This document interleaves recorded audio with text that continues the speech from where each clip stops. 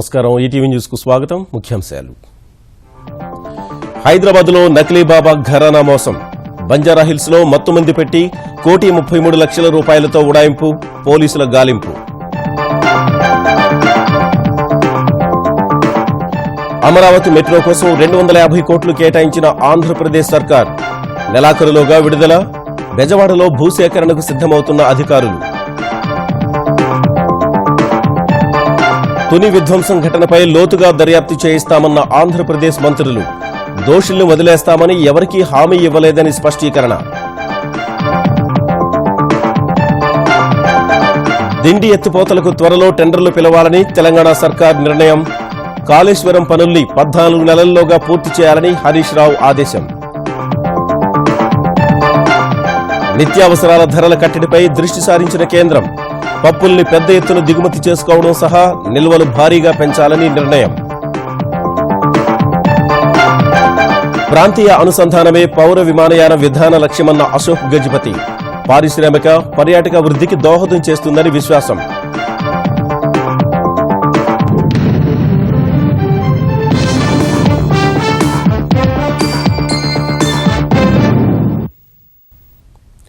ఇంట్లో శాంతి పూజలు చేస్తారంటూ ఓ నకిలీ స్వామీజీ పరమాన్నంలో మత్తుమందు కలిపి ₹1,33,00,000 నగదుతో ఉడాయించిన ఘటన హైదరాబాద్లో సంచలనం సృష్టించింది.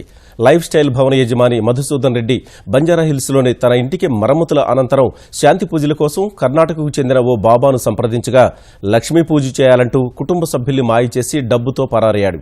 ఈ నయా మోసంపై దర్యాప్తు ముమ్మరం చేసిన పోలీసులు దొంగ బాబా కోసం గాలింపు చేపట్టారు. హైదరాబాద్ బంజారా హిల్స్ లో ఓ స్వామీజీ బేగంపేట లైఫ్ స్టైల్ భవనం యజమానిని బురిడీ కొట్టించాడు. పూజల పేరుతో పరమాన్నంలో మత్తుమందు పెట్టి మస్కా కొట్టాడు. ఏకంగా ₹1,30,00,000 నగదుతో ఉడాయించాడు. తీరా విషయం అర్థమయ్యేసరికి బాధితులు ఆస్పత్రి పాలయ్యారు. రాత్రి 9 గంటల సమయంలో బయటపడిన ఈ ఘటన హైదరాబాద్ లో కలకలం రేపింది. ఎమ్మెల్యే కాలనీలో నివాసముంటున్న మధుసూదన్ రెడ్డి తన ఇంటికి ఇటీవలే మరమ్మతులు చేయించుకున్నారు. కొన్ని పూజలు చేస్తే మంచి ఫలితం ఉంటుందని భావించిన ఆయన ఇందుకోసం కర్ణాటకకు చెందిన శివ అనే స్వామీజీని సంప్రదించారు. మంగళవారం నగరానికి చేరుకున్న స్వామీజీ బంజారాహిల్స్ లోని వోహ్రీస్ హోటల్లో బస చేశారు. బుధవారం ఉదయం అవసరమైన సామాగ్రి సేకరించి 11 గంటల నుంచి పూజ ప్రారంభించారు. మధుసూదన్ రెడ్డి, ఆయన భార్య విద్యావతి, కుమారుడు సందేశ్ రెడ్డి పూజలో కూర్చున్నారు. పూజలో లక్ష్మీదేవిని ప్రతిష్ఠించాలని స్వామీజీ చెప్పగా ఇంట్లోని ₹1,30,00,000 తెచ్చారు. పూజ పూర్తయిందని చెప్పిన స్వామీజీ ప్రసాదంగా మత్తుమందు కలిపిన పరమాన్నం పెట్టాడు. గుళ్ళు తిరిగిన తర్వాత అక్కడ నుంచి ఒరిస్ హోటల్కు వెళ్లారు. మరి ఒరిస్కు వెళ్ళిన తర్వాత అందులో ఉన్న ఈ పూజారి మరియు ఈ అబ్బాయిని మసూర్ రెడ్డి గారి కొడుకును ఆ రూమ్లోకి వెళ్ళి ఆ రూమ్లో అతన్ని కొద్దిగా ధ్యానం చేయండి అని చెప్పి అతని కిందికి వెళ్ళి అతని దగ్గర ఉన్న కీస్ తీసుకొని ఆ డిక్కీలో ఉన్న డబ్బులు తీసుకొని అతనికి సంబంధించిన డబ్బులు వేరే డిక్కీలో పెట్టుకుని అతన్ని మభ్యపెట్టి మళ్ళా సేమ్ అతనికి తెలియకుండా చేయడం జరిగింది. ఈ విధంగా డబ్బులు మార్చిన తర్వాత అతన్ని నేను వేరే కారులో వెళ్ళిపోతానని చెప్పి అతను వెళ్ళిపోవడం జరిగింది. హోటల్ నుంచి ఇంటికి చేరుకున్న మధుసూదన్ రెడ్డి కుమారుడు సందేశ్ రెడ్డి తల్లిదండ్రులు అస్వస్థకు గురై అపస్మారక స్థితికి చేరుకోవడాన్ని గమనించాడు. తర్వాత తాను కూడా తూలి పడిపోయాడు. సమీపంలోనే ఉంటున్న బంధువులు ముగ్గురిని అపోలో ఆసుపత్రికి తరలించారు. పూజలు చేస్తాము, వాస్తు పూజలు చేస్తాము అని ఏదో చెప్పి కత్తుకట్టలు కట్టించి మరి రావడం జరిగింది. మరి అన్నయ్య వాళ్ళ ఫ్రెండ్ ద్వారా ఆ స్వామీజీ రావడం జరిగిందని, అంటే అన్నయ్య మాట్లాడట్లేదు, జస్ట్ మా అన్నయ్య వాళ్ళ కొడుకు మాట్లాడుతూ ఉన్నాడు. డాడీ వాళ్ళ ఫ్రెండ్ పంపించింది అతన్ని అని చెప్పి చెప్తా ఉన్నాడు. బంజారాహిల్స్ పోలీసులు రంగంలోకి దిగి ఘటనకు సంబంధించిన వివరాలు సేకరించారు. నిందితులను పట్టుకునేందుకు ప్రయత్నాలు ప్రారంభించామని తెలిపారు. అమరావతి మెట్రో రైల్ ప్రాజెక్టు కోసం ఆంధ్రప్రదేశ్ ప్రభుత్వం ₹250 కోట్ల విడుదల చేసేందుకు అంగీకరించింది. మెట్రో రైల్ అధికారులతో జరిగిన భేటీలో ఈ విషయాన్ని ముఖ్యమంత్రి చంద్రబాబు వెల్లడించారు. సీఎం కార్యాలయంలో జరిగిన సమావేశంలో ఢిల్లీ మెట్రో కార్పొరేషన్ మాజీ ఎండీ శ్రీధరన్తో పాటు అమరావతి మెట్రో ఎండీ రామకృష్ణారెడ్డి, ఇతర అధికారులు హాజరై చర్చించారు. విజయవాడలో 2 కారిడార్ల పరిధిలో 25 కిలోమీటర్ల మేర మెట్రో రైలు మార్గం నిర్మించనుండగా దీనికోసం అవసరమయ్యే ₹7,000 కోట్ల కేంద్రం 50% నిధులు సమకూర్చనుంది. మరో 50% ఆంధ్రప్రదేశ్ ప్రభుత్వం ఇవ్వాల్సి ఉండగా రాష్ట్ర ఆర్థిక పరిస్థితి దృష్ట్యా జపాన్ బ్యాంకు నుంచి రుణం కోసం మెట్రో అధికారులు ప్రయత్నిస్తున్నారు. పలు దఫాల చర్చల అనంతరం జైకా 4,000 కోట్ల రూపాయల రుణం ఇచ్చేందుకు సూచనప్రాయంగా అంగీకరించింది. అయితే రుణ మంజూరు ప్రక్రియ ఆలస్యం కావడంతో మెట్రో పనులు ముందుకు సాగడం లేదు. భూసేకరణకు 700 కోట్లు కావాల్సి ఉండగా ముఖ్యమంత్రితో జరిగిన సమావేశంలో 250 కోట్లు విడుదల చేసేందుకు అంగీకరించారు. ఈ నెల 20లోగా 100 కోట్లు, నెలాఖరులోగా మరో 150 కోట్లు విడుదల చేస్తామని సీఎం హామీ ఇచ్చినట్లు Amaravati metro rail MD Ramakrishna Reddy తెలిపారు. నిధులు అందిన వెంటనే భూసేకరణ చేపడతామని చెప్పారు. తుని విధ్వంసంపై లోతైన దర్యాప్తు చేస్తామని ఆంధ్రప్రదేశ్ ప్రభుత్వం ఇచ్చిన హామీ మేరకు ముద్రగడ పద్మనాభం వైద్య చికిత్సకు అంగీకరించారని ఆంధ్రప్రదేశ్ మంత్రులు తెలిపారు. సిఐడి పోలీసులు అరెస్టు చేసిన నిందితుల్ని వదిలిపెడతారంటూ ముద్రగడ కుమారుడు బాలు చెప్తున్న మాటలు అవాస్తవాలని మంత్రులు కొట్టిపారేశారు. ప్రస్తుతం ప్రభుత్వ తరఫున అధికారుల బృందం జరిపిన చర్చల మేరకు ముద్రగడ వైద్య పరీక్షలకు అంగీకరించారన్న వారు ముద్రగడకు రక్తపోటు, చక్కెర, రక్త పరీక్షల్ని వైద్యులు నిర్వహించారని స్పష్టం చేశారు. ప్రజలు ఇబ్బందులు పడకూడదనే తునిలో 144 సెక్షన్ అమలు చేశామని చెప్పిన హోంమంత్రి చినరాజప్ప ఇప్పటికైనా ముద్రగడ దీక్షను విరమించాలని విజ్ఞప్తి చేశారు. నిందితులు ఎవరైతే జైల్లో ఉన్నారో జైల్లో ఉన్న వ్యక్తుల్ని మరి విడిపిందామని చెప్పడం జరిగింది. అది వాస్తవం కాదు. ఎందుకంటే మొదటి నుంచి మేము చెప్తున్నాం. ఈరోజు 2 గంటలకు కూడా నేను చెప్పడం జరిగింది. ఎట్టి పరిస్థితుల్లోని ప్రభుత్వం కోర్టు విషయంలో జోక్యం చేసుకోదు, సిఐడి విషయంలో జోక్యం చేసుకోదు అని చెప్పడం జరిగింది. ఈ 2 విషయాలు కూడా కట్టుబడి ఉన్నాం. బాలు గారు మా నాన్నగారు అయితే మరి వీళ్ళందరూ రావాలి, మళ్ళీ తీసుకొచ్చి మళ్ళీ కిరణంపూడిలో అప్పచెప్పాలన్నది చెప్పడం జరుగుతుంది. అవన్నీ కూడా అవన్నీ జరగని పని. ఎందుకంటే మేము వాస్తవంగా చెప్పడం జరిగింది, దాన్ని కట్టుబడి ఉన్నాం. ప్రభుత్వం కట్టుబడి ఉంది. కాళేశ్వరం ప్రాజెక్టు పనుల్ని రికార్డు సమయంలో కేవలం 14 నెలల్లోనే పూర్తి చేయాలని తెలంగాణ నీటిపారుదల శాఖ మంత్రి హరీష్ రావు అధికారులను ఆదేశించారు. తెలంగాణలోని వివిధ ప్రాజెక్టులపై ఇంజనీర్లు, అధికారులతో సమీక్ష నిర్వహించిన ఆయన కాళేశ్వరం ప్రాజెక్టులో భాగంగా మేడిగడ్డ బ్యారేజీ నుంచి మిడ్ మానేరు వరకు ప్యాకేజీల పనుల్ని రికార్డు సమయంలో పూర్తి చేసి చరిత్ర సృష్టించాలని కోరారు. డిండి ఎత్తిపోతల పనులకు వచ్చే వారమే టెండర్ల ప్రక్రియ ప్రారంభించాలని ఆదేశించారు. ఏఎంఆర్పీ లో లెవెల్ కాలువ నుంచి 68,000 ఎకరాలకు నీరందించేలా ఈ నెలలోనే ట్రయల్ రన్ ప్రారంభించాలని సూచించారు. నాగార్జున సాగర్ ఆధునీకరణ పనుల్ని జులైలోగా పూర్తి చేయాలని కోరిన హరీష్ రావు అధ్వాన్నంగా ఉన్న మూసీ ఆయకట్టు కాలువల ప్రక్షాళన పనులు వేగం పెంచాలన్నారు. కాళేశ్వరం ప్రాజెక్టు భూసేకరణ యుద్ద ప్రాతిపదికన జరపాలని సూచించిన మంత్రి ఎల్లంపల్లి, మధ్య మానేరుల నుంచి జులైలోగా రైతులకు నీరివ్వాల్సిందేనని స్పష్టం చేశారు.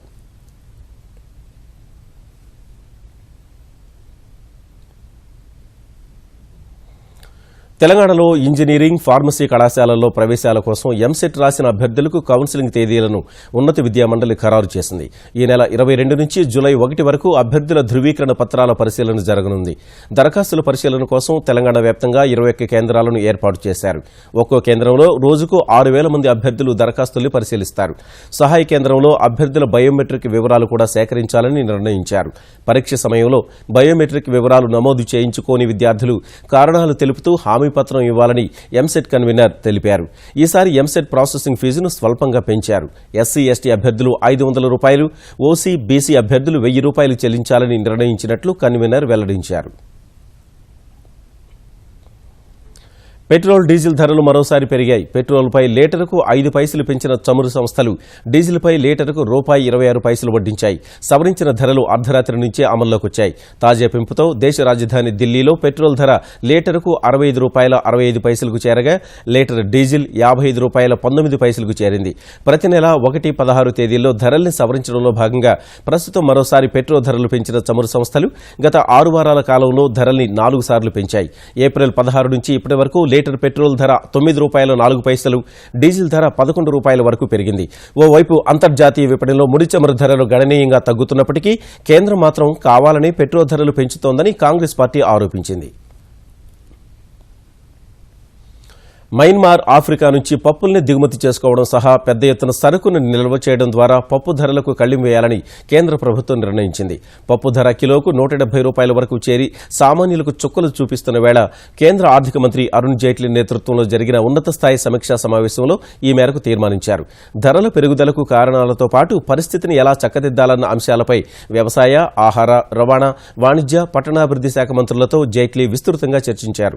పెద్ద ఎత్తున పప్పులు కొనుగోలు చేసి నిల్వ చేయాలని, అవసరం మేరకు బహిరంగ విపణిలోకి విడుదల చేయాలని ఆహార శాఖకు సూచించారు. ఇటీవల కొండెక్కి కూర్చున్న టొమాటో, పంచదార, గోధుమల ధరల్ని కట్టడి చేయడంపైన కేంద్ర మంత్రులు చర్చించారు.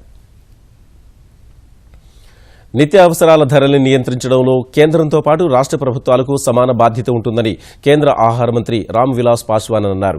పప్పులు, ఇతర ఆహార పదార్థాల ధరలు భారీగా పెరిగి కేంద్రంపై విమర్శలు వెల్లువెత్తుతున్న వేళ ఆయన ఈ వ్యాఖ్యలు చేశారు. ధరల అదుపునకు కేంద్రం తీవ్రంగా ప్రయత్నిస్తోందని ఢిల్లీలో చౌక ధరకు పప్పులందించే సంచార దుకాణాల్ని ప్రారంభించిన సందర్భంగా చెప్పారు. విదేశాల నుంచి పప్పుల దిగుమతికి కేంద్రం యత్నిస్తోందన్న మంత్రి జీఎస్టీ అమలు, జాతీయ వ్యవసాయ విపణి ప్రారంభం ద్వారా నిత్యావసరాల ధరల పెరుగుదల సమస్య పరిష్కారం అవుతుందని ఆశాభావం వ్యక్తం చేశారు. सिर्फ राज्य सरकार केंद्र सरकार ही इसके लिए रिस्पॉन्सिबल हमेशा नहीं होगा. फेडरल स्ट्रक्चर में राज्य सरकार की भी कोई जवाबदेही है. हम स्टॉक लिमिट का जमाखोरों के खिलाफ में निर्देश ही तो दे सकते हैं ना.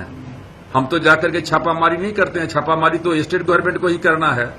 तो ये जो महंगाई का सवाल है, खास करके दाल का सवाल है, ये दोनों को जो है राज्य सरकार को और जनता भी हम कहना चाहते हैं कि हमेशा सिर्फ केंद्र सरकार जिम्मेवार है, केंद्र सरकार जिम्मेवार है, ये करके के जो राज्य सरकार जो अपनी चीजों को टालने का काम करती है, ये भी ठीक नहीं है. కాంగ్రెస్ ప్రధాన కార్యదర్శి కమల్నాథ్ తన పదవికి రాజీనామా చేశారు. వచ్చే ఏడాది పంజాబ్లో జరగనున్న ఎన్నికల దృష్టిలో పెట్టుకుని అధ్యక్షురాలు సోనియా గాంధీ కమల్నాథ్ను ఇన్ఛార్జిగా నియమించిన వేళ 1984లో జరిగిన సిక్కు వ్యతిరేక అల్లర్లలో ప్రమేయం ఉందంటూ విపక్షాలు ఆరోపించడంతో ఆయన ఈ నిర్ణయం తీసుకున్నారు. పంజాబ్ ఎన్నికల్లో కాంగ్రెస్పై వైరుపక్షాల ఆరోపణలు ప్రభావం చూపుతాయనే ఉద్దేశంతో ప్రధాన కార్యదర్శి పదవి నుంచి తప్పించాలని కోరుతూ సోనియాకు లేఖ పంపగా వెంటనే అధినేత్రి ఆమోదించారు. పంజాబ్లో వాస్తవ పరిస్థితుల నుంచి ప్రజల దృష్టిని మరల్చరాలనే ఉద్దేశంతో రాజీనామా చేస్తున్నట్టు కమల్నాథ్ ప్రకటించారు. అకాలీదళ్, భాజపా, ఆప్ నేతలు కొన్ని రోజులుగా తనపై చేస్తున్న విమర్శలతో కలత చెందానన్న ఆయన వలం రాజకీయ ప్రయోజనాల కోసమే బురద జల్లుతున్నారని ఆరోపించారు. భారత విమానయాన రంగం 2022 నాటికి ప్రపంచ విమానయాన రంగంలో మొదటి స్థానాన్ని చేరుతుందని పౌర విమానయాన శాఖ మంత్రి అశోక్ గజపతిరాజు చెప్పారు. సామాన్యుని దృష్టిలో పెట్టుకుని విమానయాన రంగంలో సంస్కరణలు తీసుకొచ్చినట్లు తెలిపిన ఆయన మారుమూల ప్రాంతాలకు విమాన సర్వీసులు తీసుకురావడం ద్వారా ఆ ప్రాంతాలను దేశ ఆర్థిక వ్యవస్థలో భాగస్వాములు చేయడం సహా ఆర్థిక వ్యవస్థకు చోదక శక్తులుగా మార్చడానికి మార్గం సుగమమవుతుందని చెప్పారు. ఆంధ్రప్రదేశ్లో విమానాశ్రయాల అభివృద్ది సహా కొత్త విమానాశ్రయాల ఏర్పాటుకు కేంద్రం సుముఖంగా ఉందన్న ఆయన భోగాపురం విమానాశ్రయ ఏర్పాటుకు అడ్డంకులు తొలగిపోతాయని ఈటీవీ ముఖాముఖిలో వెల్లడించారు. కొత్త విమానయాన పాలసీని విధానాన్ని తీసుకురావడం జరిగింది. ఏంటి సార్ ఈ విధానంలో ప్రధానంగా ఏం చెప్పబోతున్నారు? మొదటిసారి స్వతంత్ర భారతదేశంలో మన ఏవియేషన్ సంబంధించిన 22 అంశాలు ఉన్నాయి. ఈ 22 అంశాలని హార్మోనియస్గా కలిసికట్టుగా ఒక నిర్ణయం తీసుకోవడం, ఏ విధానాన్ని ప్రవేశపెడతావు అని ఆ విధానాన్ని ప్రవేశపెట్టి ముందు తీసుకెళ్ళడానికి ప్రయత్నిస్తున్నాం. రీజనల్ కనెక్టివిటీకి ఒక ప్రాధాన్యత ఇస్తాం. కాన్షియస్గా గ్రోత్ ఓరియంటేషన్గా ఓ పాలసీని తీసుకురావడం జరిగింది. దీంట్లో రాష్ట్ర ప్రభుత్వాలకి పాత్ర ఉంటుంది, కేంద్ర ప్రభుత్వానికి కూడా పాత్ర ఉంటుంది. ఈ వైబిలిటీ గ్యాప్ ఫండింగ్ చేసి అన్కనెక్టెడ్ ఏరియాస్ని కూడా కనెక్ట్ చేయగలిగితే అక్కడ పారిశ్రామిక అభివృద్ధి చెందడానికి అవకాశాలు పెరుగుతాయి, టూరిజం కూడా పెరగడానికి అవకాశం ఉంటుంది. ఆంధ్రప్రదేశ్ రాష్ట్రానికి వస్తే ఆంధ్రప్రదేశ్లో గ్రీన్ ఫీల్డ్ ఎయిర్పోర్ట్స్ని, పర్యావరణకి అనుకూలంగా ఉండేటువంటి ఎయిర్పోర్ట్స్ని ఏర్పాటు చేయాలనేది గతం నుంచి నడుస్తూ ఉంది. సో దానికి సంబంధించి ఎంతవరకు వచ్చింది ఇప్పటివరకు? ఇప్పుడు కొత్త ఎయిర్పోర్ట్స్ విశాఖపట్నం దృష్టిలో ఉంచుకుని వారు భోగాపురం అడుగుతున్నారు. నెల్లూరులో ఒక ఎయిర్పోర్ట్ వారు అడుగుతున్నారు, గ్రీన్ ఫీల్డ్. కొన్ని బ్రౌన్ ఫీల్డ్ కూడా ఉన్నాయి, ఇన్యాక్టివ్ ఎయిర్పోర్ట్స్ కూడా అలాగపడి ఉన్నాయి. ఆ ఓల్డ్ స్ట్రిప్స్ అవన్నీ అక్కడ నాన్ ఫిల్ ఎయిర్పోర్ట్స్ కూడా అడుగుతున్నారు. అయితే ఎయిర్పోర్ట్స్లో మనం ప్లాన్ చేసేటప్పుడు ఏ అంచుల వారీగా చేయవలసి ఉంటుంది, అన్నీ ఒక సంవత్సరంలో చేయలేవు. అంచుల వారీగా చేసి స్టెబిలైజ్ చేస్తూ ముందు వెళ్ళాలి. సో ఆ programme ప్రయత్నిస్తున్నా. Andhra Pradesh is an aviation friendly state. So వారు అర్థం చేసుకోగలుగుతున్నారు, అది మనకి మంచిదే.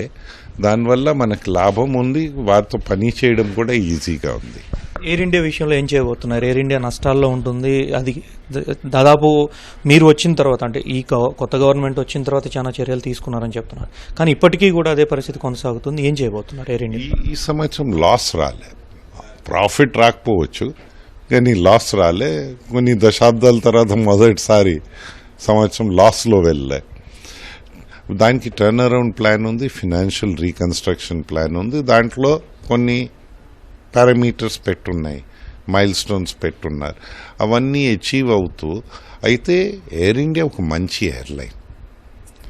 వారిలో ఒకటి ప్రాబ్లం ఏంటంటే వారికి self discipline, working as a cohesiveness టీంలో అంటారు.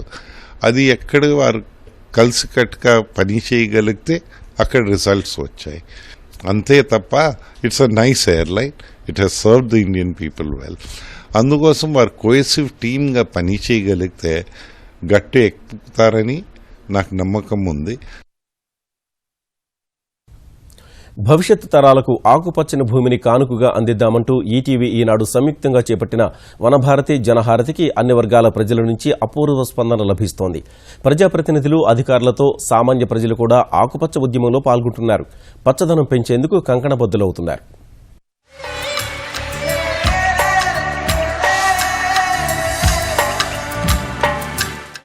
హరిత తెలంగాణ లక్ష్యంగా ప్రజలు వనభారతి జనహారతికి నీరాజనాలు పడుతున్నారు. ఆదిలాబాద్ జిల్లా మంచిర్యాల ముథోల్ సాంఘిక సంక్షేమ గురుకులం కబీర్ ఉన్నత పాఠశాలలో మొక్కలు నాటారు. వరంగల్ జిల్లా మహబూబాబాద్ లో నేను సైతం స్వచ్ఛంద సంస్థ వినూత్న ప్రచారం నిర్వహించింది. ఖమ్మం 2వ పట్టణ ఠాణాలో డీఎస్పీ సురేష్ కుమార్ మొక్కలు నాటారు. నేలకొండపల్లి ఎంపీడీఓ కార్యాలయం వద్ద మొక్కలు నాటారు. నిజామాబాద్ జిల్లా ఎల్లారెడ్డి తహసీల్దార్, సబ్ ట్రెజరీ, పెన్షనర్ల కార్యాలయాల్లో మొక్కలు నాటారు. మెదక్ జిల్లా గజ్వేల్లో collector Ronald Rose, MP Prabhakar Reddy Sangareddy రహదారి పక్కన మొక్కలు నాటారు. జహీరాబాద్ వాహనాల తనిఖీ కార్యాలయంలో రవాణా శాఖ అధికారులు, విద్యార్థులు 100 మొక్కలు నాటారు. హైదరాబాద్ ఇందిరా పార్క్ ధర్నా చౌక్ లో తెలంగాణ హోంమంత్రి నాయిని మొక్కను నాటి నీరు పోశారు.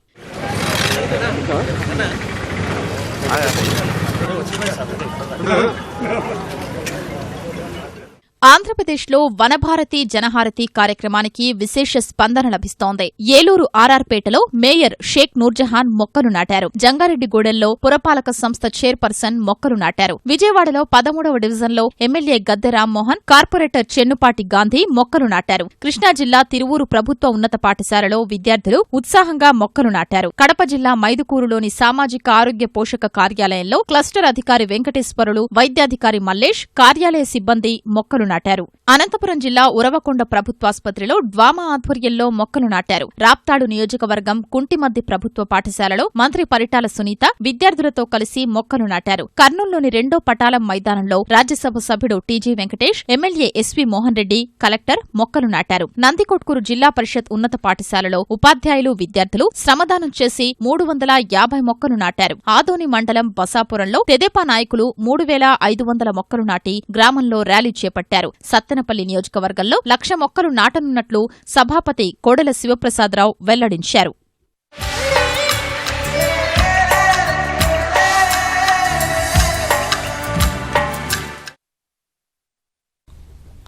ఆంధ్రప్రదేశ్లో ప్రైవేటు వైద్య కళాశాలలు కోల్పోయిన 350 వైద్య విద్య సీట్లను తిరిగి పొందేందుకు లోధా కమిటీ మరో అవకాశం కల్పించిందని వైద్య ఆరోగ్య శాఖ మంత్రి కామినేని శ్రీనివాస్ వెల్లడించారు. ప్రైవేటు వైద్య కళాశాలలు సీట్లు కోల్పోవడం వల్ల కన్వీనర్ సీట్ల ద్వారా ప్రభుత్వానికి నష్టమేనన్న మంత్రి తాజా అవకాశంతో అవి మళ్లీ దక్కుతాయని ఆశాభావం వ్యక్తం చేశారు. సుప్రీంకోర్టు ఒక 3 మెంబర్ కమిటీని వేసింది, లోద్రా కమిటీ అని. ఎంసీఏ నామ్స్ ఇవన్నీ చూస్తానికి వాళ్ళు ఇవాళ ఒక డైరెక్షన్ ఇచ్చారు. ఎంసీఏని ఇంకొక ఇన్స్పెక్షన్ చేయమని అన్ని కాలేజీలకి ఉంది. దీనివలన ఆ కాలేజీల్లో ఆ డెఫిషియన్సీస్ కనుక పూరించుకుంటే స్టాఫ్ కానీ, అవుట్ పేషెంట్ కానీ, లేకపోతే ల్యాబొరేటరీస్ కానీ అన్ని కనుక కంప్లీట్ చేసుకోగలిగితే మళ్ళీ ఆ సీట్లు వచ్చే అవకాశం ఉంది. చాలా సంతోషకరమైన పరిణామం ఇది. గుజరాత్లో 3 వ్యక్తుల్ని వేటాడి తిన్న కేసులో 3 సింహాలకు జీవిత ఖైదు పడింది. 17 సింహాల్ని 25 రోజుల పాటు అదుపులోకి తీసుకుని విస్తృత దర్యాప్తు చేసిన అధికారులు వీటిలో 3 దోషులుగా తేల్చారు. ప్రధాన దోషైన ఒక సింహాన్ని జీవితాంతం బోనులో పెట్టాలని, మిగిలిన 2 అటవీశాఖ సంరక్షణ కేంద్రంలో ఉంచాలని నిర్ణయించారు. గుజరాత్లోని గిర్ అభయారణ్యంలో 3 వ్యక్తుల్ని సింహాలు వేటాడి తినేసిన కేసులో దర్యాప్తు పూర్తయింది. గత నెలలో అమ్రేలీ జిల్లా దారి తాలూకా పరిధిలోని గిర్ అభయారణ్యాన్ని చూసేందుకు వెళ్లిన పర్యాటకులపై వన్యమృగాలు దాడి చేశాయి. 14 ఏళ్ల బాలుడు సహా 2 వృద్ధుల్ని సింహాలు చంపడాన్ని తీవ్రంగా పరిగణించిన అధికారులు మొత్తం 17 మృగరాజుల్ని అదుపులోకి తీసుకున్నారు. వాటన్నింటినీ 25 రోజుల పాటు బందీలుగా ఉంచి వైద్య పరీక్షలు, ఫోరెన్సిక్ పరీక్షలు నిర్వహించారు. 17 సింహాల్లో 3 మాత్రమే మనుషుల్ని చంపి తిన్నాయని తేల్చిన అధికారులు మిగిలిన వాటిని నిర్దోషులుగా ప్రకటించారు. तो इस आधार पर जो कृत्य हुआ है उसमें जो मेल पुख्त वय का नर है उसके द्वारा किया गया है. इस तरह की रिपोर्ट बना के हम राज्य सरकार को भेज रहे हैं और उसके ऊपर जल्दी से कार्रवाई की जाएगी. నిబంధనల ప్రకారం ఏదైనా వన్యమృగం మనుషుల్ని వేటాడి తింటే అది అడవిలో స్వేచ్ఛగా ఉండే హక్కును కోల్పోతుంది. ఈ నిబంధన ప్రకారం ప్రధాన దోషైన మగసింహాన్ని జునాగఢ్ నగర శివార్లలోని సక్కర్బాగ్ జూలోని బోనులో జీవితాంతం బందీగా ఉంచాలని అధికారులు నిర్ణయించారు. మగసింహం తినేగా మిగిలిన మాంసాన్ని ఆరగించిన 2 యువసింహాల్ని గుజరాత్ అటవీశాఖ పరిధిలోని సంరక్షణ కేంద్రంలో ఉంచాలని తీర్మానించారు. నిర్దోషులుగా తేలిన 14 సింహాన్ని తిరిగి గిర్ అభయారణ్యంలో వదిలిపెట్టాలని గుజరాత్ అటవీశాఖ అధికారులు నిర్ణయించారు. నల్లధనానికి అడ్డుకట్ట వేయడంలో పరస్పరం సహకరించుకోవడం సహా స్విట్జర్లాండ్లో ఉన్న భారతీయుల నల్ల ఖాతాల వివరాలు అందజేయడంలో ఉన్న అడ్డంకులను తొలగించేందుకు భారత అధికారుల బృందం త్వరలో స్విట్జర్లాండ్లో పర్యటించనుంది. ఇరు దేశాల మధ్య ఈ అంశంలో సమాచార మార్పిడి జరిగేందుకు చేసుకున్న ఒప్పందం ఏఈఐఓ 2018 నుంచి అమల్లోకి రానుంది. ఇటీవలి స్విస్ పర్యటనలో ప్రధాని మోదీ, స్విస్ అధ్యక్షుడు స్నైడర్ అమ్మన్ మధ్య జరిగిన చర్చలకు కొనసాగింపుగా భారత్ వచ్చిన స్విస్ అత్యున్నత స్థాయి అధికారి జాక్విస్ డి వీలైనంత త్వరగా ఒప్పందం పట్టాలెక్కించేందుకు ఆర్థిక శాఖకు చెందిన ఉన్నతాధికారులతో సంప్రదింపులు జరుపుతున్నారు. ఒప్పందం అమల్లోకి వచ్చిన వెంటనే స్విస్ బ్యాంకుల్లోని భారతీయుల ఖాతాల సమాచారం భారత్కు అందుతుంది. ఈ ఒప్పందాన్ని ముందుకు తీసుకుపోవడంపై వచ్చే సెప్టెంబర్లో ఇరు దేశాల అధికారులు మరోమారు సమావేశమవుతారని ఆర్థిక శాఖ ఒక ప్రకటనలో తెలిపింది. బంగారం దిగుమతులు వరుసగా 4వ నెల తగ్గాయి. ప్రపంచంలోనే అత్యధికంగా బంగారం దిగుమతి చేసుకునే దేశంగా పేరు పొందిన భారత్లో మే నెలలో పసిడి దిగుమతులు 39.14% తగ్గి $100.47 పరిమితమయ్యాయి. గతేడాది ఇదే నెలలో పసిడి దిగుమతులు $200.42 నమోదు కాగా తాజాగా దిగుమతి గణనీయంగా తగ్గడంతో దేశ కరెంటు ఖాతా లోటు అదుపులోకి వచ్చింది. వాణిజ్య లోటు కూడా గణనీయంగా తగ్గింది. గతేడాది ఇదే నెలలో వాణిజ్య లోటు $1,040 కోట్ల ఉంటే ఈసారి అది $600 కోట్ల తగ్గింది. గతేడాది ఇదే సమయంలో కరెంటు ఖాతా లోటు 1.5% ఉంటే ఈ ఏడాది అది 1.3% తగ్గింది. గోవా క్రికెట్ సంఘంలో అవినీతి వ్యవహారం కలకలం రేపింది. అసోసియేషన్కు చెందిన దాదాపు 3 కోట్ల రూపాయల నిధులు దుర్వినియోగమయ్యాయనే ఆరోపణలపై గోవా క్రికెట్ సంఘం అధ్యక్షుడు చేతన్ దేశాయ్, కార్యదర్శి వినోద్ ఫడ్కే, కోశాధికారి అక్బర్ ముల్లాను పోలీసులు అరెస్టు చేశారు. ఆరోపణలకు సంబంధించి బుధవారం సాయంత్రం ఈ ముగ్గురిని విడివిడిగా ప్రశ్నించిన అనంతరం అరెస్టు చేసినట్టు గోవా ఆర్థిక నేరాల విభాగానికి చెందిన పోలీస్ ఇన్స్పెక్టర్ శివరాం ప్రకటించారు. గోవా క్రికెట్ సంఘానికి చెందిన 3,13,00,000 రూపాయల్ని దుర్వినియోగం చేశారనే ఆరోపణలపై ఈ నెల 3న ముగ్గురిపై ఎఫ్ఐఆర్ నమోదు చేశామని తెలిపిన పోలీసులు నకిలీ పత్రాలు సృష్టించి తప్పుడు సంతకాలతో వివిధ బ్యాంకుల నుంచి సొమ్ము కాజేసినట్టు తెలిపారు. జేసీఏలో శాశ్వత సభ్యత్వం కలిగిన విలాస్ దేశాయ్ ఫిర్యాదుతో ఈ మొత్తం వ్యవహారం బయటపడింది. ఈటీవీ న్యూస్ సమాప్తం. నమస్కారం.